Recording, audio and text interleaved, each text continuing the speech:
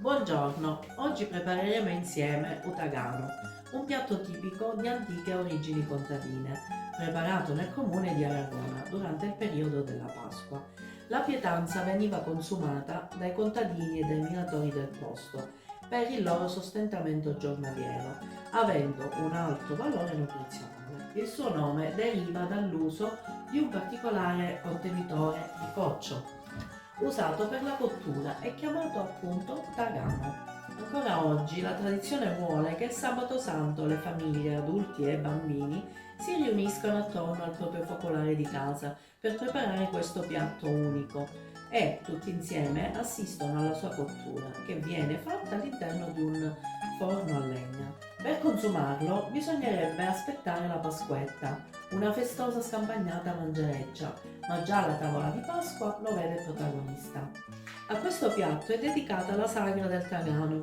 Dovete sapere che qualche anno fa, per acquisire i segreti e le migliori tecniche di questa preparazione del tagano, sono andata in trasferta ad Aragona a casa della brava cugina Maria Giovanna, la quale annualmente prepara questo piatto pasquale nel rispetto quasi ritualistico di una tradizione che continua a tramandarsi nel tempo da madre a figlia. Andiamo alla preparazione del piatto.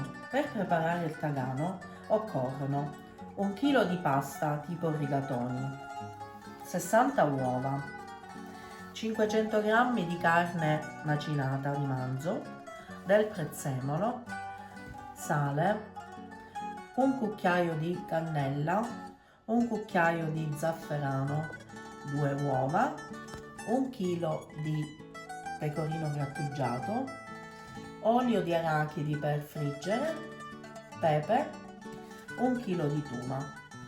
Tenete a mollo in acqua tiepida un panino per circa 10 minuti, dopodiché strizzate e cominciate a impastare la carne insieme al formaggio grattugiato, al prezzemolo, 2 uova, sale e pepe per fare delle piccole polpettine. Friggete le polpette in olio bollente, ma non cuocetele troppo in modo che restino abbastanza morbide. Prendete tutte le uova, apritele in una insalatiera capiente, sbattetele e aggiungete pecorino grattugiato, zafferano, cannella, pepe e prezzemolo abbondante. Adesso prendete un tegame di terracotta, imburratelo e cominciate a mettere a strati la pasta che avrete bagnato con una parte delle uova sbattute, le polpettine sbriciolate, la tuma tagliata a fette grandi e completate ricoprendo il tutto con le restanti uova. Ricordate che l'ultimo strato deve essere sempre fatto da fette di tuma e uovo sbattuto a finire. Infornate il tagano nel forno a legna a 160-170 gradi per circa 2 ore e mezza. La cottura deve essere lenta e non troppo forte.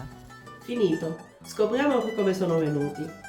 Sono stati in forno 2 ore e mezzo e sono bellissimi e profumatissimi. Riusciremo a resistere fino a Pasquetta a non mangiarli? Ne dubito. Sono molto soddisfatta, ma soprattutto sono felice per aver rinnovato un'antica e meravigliosa tradizione nella mia terra. Porgo a tutti quanti voi grandi auguri per una Pasqua serena, santa e saporita. A presto!